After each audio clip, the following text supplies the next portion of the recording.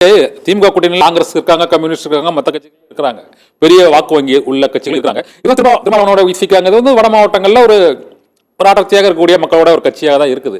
இருந்த போதிலும் அந்த திருமாவளவனை மட்டும் இழுக்கிறதுக்கான முயற்சி என்பது வந்து இந்த பாஜக எதிர்ப்பு அப்படிங்கிறதுக்கு இவர் ஒரு முக்கியமான ஒரு ஃபோர்ஸாக முன்னிறுத்தப்படுறாரு. தமிழ்நாட்டை பொறுத்தவரையில் எதிர்ப்பு மாநாடாக இருக்கட்டும், இல்லை பாரதிய ஜனதாக்கு எதிரான கருத்துக்கள், விமர்சனங்கள், அவங்களோட திட்டங்களை திமுகவுக்கு அடுத்து இல்லைன்னா திமுகவோட ஒருபடி மேலேயே திருமாவளவன் தான் வந்து அதிகமாக விமர்சனம் பண்றாரு. இந்த சித்தாந்தத்தை உடைச்சிடலாம், அதாவது இவங்களோட கருத்தியல் அந்த ஒற்றுமையை உடைச்சிட்டா திமுக கூட்டணி தன்னால செதறி போகும், தேங்காய் மாதிரி செதறிடும், அந்த மெயினான ஓடு வந்து இவராதான் இருக்கிறாரு அப்படின்னு அந்த ஒருவேளை பாரதிய ஜனதா கட்சி நினைத்து அவரை ஆதவ அர்ஜுனாவே இந்த மாதிரி உள்ள நுழைச்சி இந்த கூட்டணியை உடைப்பதற்கான ஒரு திட்டம் இருப்பதாகவும் ஒரு கருத்து பொதுவாக பேசுறாங்க.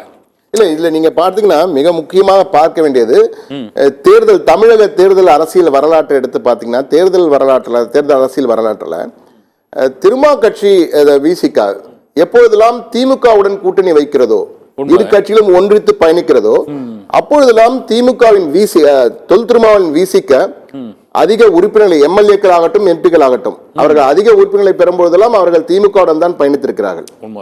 மற்ற கட்சிகளுடன் திமுக மக்கள் நல கூட்டணியாகட்டும், அஇஅதிமுகவும் இருக்கும்போதுதான் பெரிய அளவு அவர் ஜெயிக்கவில்லை. ஆனால் திமுகவுடன் தொல் திருமா இருக்கும்போது, விசிக இருக்கும்போது, அவர்கள் இணைந்து செயலாற்றும் பொழுது டிரான்ஸ்பரிங் ஆஃப் ஓட்ஸ் சொல்லுவாங்க. இந்த கட்சியோட வாக்குகள் அவர்களுக்கும், அவர்கள் கட்சியின் வாக்குகள் இவர்களுக்கும் அந்த பரிமாற்றம் இருக்கு இல்லையா, இந்த இரண்டு கட்சிகளுக்கும் மிகப்பெரிய அளவு இருக்கிறது என்பதுதான் தேர்தல் வரலாறு சொல்கிறது. தேர்தலுடைய வெற்றி வரலாறுகளும் பார்க்கணும், அந்த மிக தெளிவான புள்ளி விவர கணக்குகள் சொல்கின்றன. அதனை பார்க்கும் பொழுது மிக தெளிவாக இவரை பிரிக்கும் பொழுது ஆதாயம் இருக்கும் என்ற வகையில் ஒரு தேர்தல் கணக்குகள் போடுவாங்க இல்லையா, அந்த புள்ளி விவர கணக்குகளை வந்து திருமாவளவனை பிரிக்கும் பொழுது வட மாவட்டங்களில் பெரிய சரிவு ஏற்படலாம் திமுகவுக்கு என்றால், பாமக மற்றொரு பக்கம் இருக்கிறது, இவருக்கு இன்னொரு கட்சி போகும்பொழுது வாக்குகளை பிரிக்கக்கூடிய வாய்ப்புகள் இருக்கு, அதுல நம்ம ஸ்கோர் பண்ணுவோம் அப்படின்னு நினைக்கிறதுக்கான வாய்ப்புகள் இருக்கு. அதனுடைய வெளிப்பாடாக கூட இந்த முயற்சிகள் இருக்கலாம். ஆனால் பொதுவாக ஒரு பெரிய கட்சி வந்து இன்னொரு பெரிய கட்சியை உடைக்கும் பொழுதுதான் வாக்கு வங்கி பெருசாக சிதறும் என்று நினைப்பார்கள். ஆனால் திருமாவளவனை திட்டமிட்டு கடந்த ஓராண்டாக இந்த முயற்சிகள் நடைபெற்று வருகின்றன. எனக்கு என்ன சந்தேகம் என்றால், தொல் திருமா பல முறை மறுத்திருக்கிறார். நாங்கள் திமுக கூட்டணியில் தான் இருக்கிறோம், நான் அங்கிருந்து போகவில்லை என்றெல்லாம் சொல்லிக் கொண்டிருக்கிறார். அப்படி சொல்கின்ற திருமா தன்னுடைய கட்சியின் தனக்கு கீழ் இருக்கின்ற துணை பொதுச் செயலாளர் என்ற வகையில் இருக்கின்ற ஆதவ் அர்ஜுனா இப்படி பலமுறை வெளிப்படையாக எக்ஸ் பதிவு போடுகிறார், பேட்டி கொடுக்கிறார், பல நேர்காணலில் சொல்கிறார், திமுக நேரடியாக விமர்சனம் செய்கிறார். முக்கியமா ஒரு அட்டாக் பண்றாரு. ஒரு நடிகராக இருந்தவர் துணை முதல்வர் ஆயிட்டாரு, ஒரு 30 வருஷம் அரசியல் இருக்கிறாரு, பெரிய முதலமைச்சர் ஆகக்கூடாதுன்னு இந்த பிரச்சனைகளுக்காக முன்னாலே அவர் ஆதரவு சொல்லியிருக்காரு. அதுக்கும் எந்த நடவடிக்கையும் இல்லை. அதான் வெளிப்படையா சொல்லியிருக்காரு. அதாவது ஒரு கட்சி இன்னொரு கட்சியை வெளிப்படையா விமர்சிப்பது தவறல்ல, ஆனால் நாங்கள் வந்து கேட்கிறோம், அதிகாரம் கேட்கிறோம் என்று தொடர்ந்து ஒரு அந்த இணக்க உடன்பாட்டை உடைப்பது போலவே அவருடைய பேச்சுக்கள் இருக்கின்றன. ஆனால் தொல் திருமா இதுவரை வெளிப்படையாக அவரை கண்டித்ததாக தெரியவில்லை. தெரியவில்லை. அது மட்டுமல்ல, நீ பேசு, நான் பாத்துக்கிறேன்ற மாதிரிதான் இருக்கு. அதாவது கிள்ளி விட்டுட்டு தொட்டிலே ஆடுற மாதிரி இருக்குல்ல, அப்படியும் பார்க்க வேண்டிய சூழல் ஏற்படுகிறது.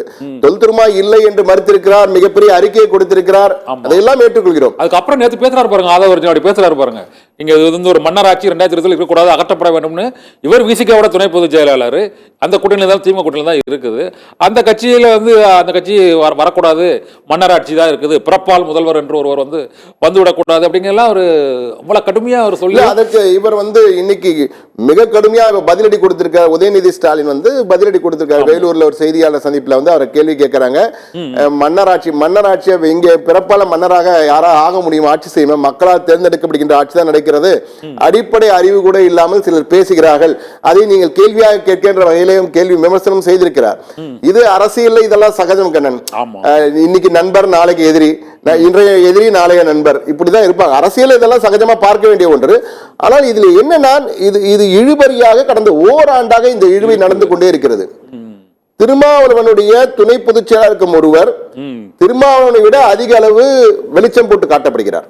உண்மையிலே இது கவனிக்க வேண்டியது, நேயர்களும் பார்த்து கொண்டிருப்பார்கள். என்றால் திருமாவளவன் பங்கேற்ற இன்று அம்பேத்கர் நூல் வெளியீட்டு விழா நடந்தது. திருமாவளவன் பங்கேற்கின்ற நிகழ்ச்சி, அந்த நிகழ்ச்சிக்கு கிடைத்த ஒரு வெளிச்சத்தை விட எங்கேயுமே இல்லையே நேரடிய வெளிச்சம் விஜய்க்காக என்று கூறுவார். ஆனால் விஜய்க்காக என்று கூறும்பொழுது திருமாவளவனை விட விஜய்க்கு அதிக வெளிச்சத்தை தர ஆதவ அர்ஜுனா முயற்சிக்கிறாரா என்றும் தெரியவில்லை. அது நேற்று இருக்கிறது சொல்லுவாங்க, அவர் வரலன்னு சொல்லிட்டாரு, நாங்க அவரையும் கூப்பிட்டோம் அப்படின்னு ஒரு பதில் கொடுக்கலாம். ஆனால் பொதுவான பார்க்கும் பொழுது ஆதவ அர்ஜுனா விசிகாவின் துணை பொதுச் செயலராக இருப்பதை விட தவேகாவின் பொதுச் செயலராக செயல்படுகிறாரோ என்ற ஒரு ஐயத்தை ஏற்படுத்தும் வகையில் தான் நேற்று நிகழ்வுகள் இருந்தன.